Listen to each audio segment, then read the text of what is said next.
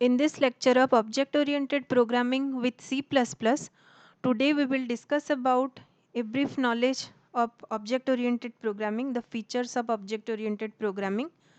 As we have discussed many disadvantages of procedure-oriented programming in the previous video lectures, those are the main reason behind the discovery of this object-oriented programming language. So C++, Java are the examples of such object-oriented programming language. So among the different features of this programming language, we'll discuss some of the features like this object-oriented programming language here, the data are given much more priority. In the data are given much more priority, data are very important here, and they are treated as a critical elements within the program. So this is the main feature of object-oriented programming.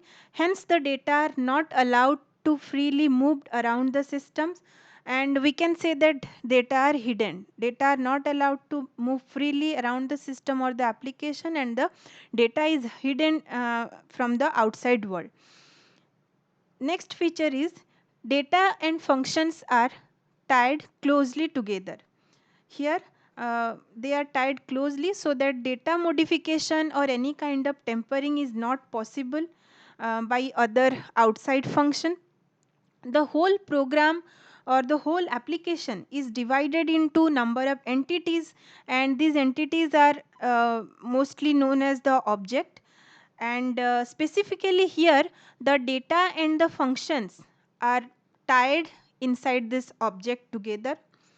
All the individual object has its own data and function, as you can see in the diagram. Here inside the object A, it has its own data and function, similarly for object B and similarly for object C.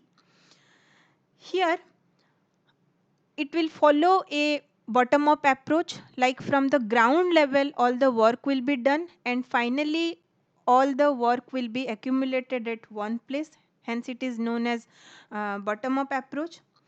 However, here one function may connect with other function, or function of one object can access the function of other object also using some of the principle.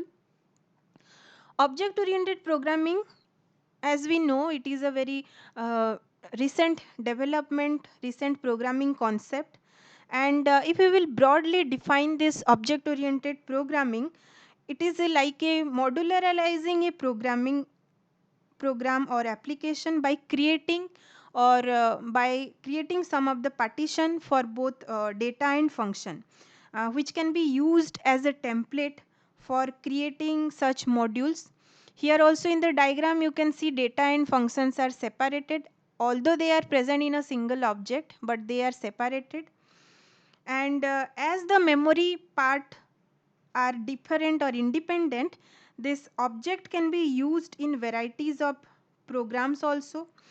And also this concept can be used as a template for creating such modules as per the demand or as per the requirement. So these are some of the features of object oriented programming, or we can say the advantages of object oriented programming over procedure oriented programming language.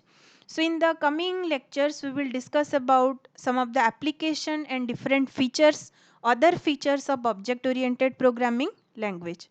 Thank you.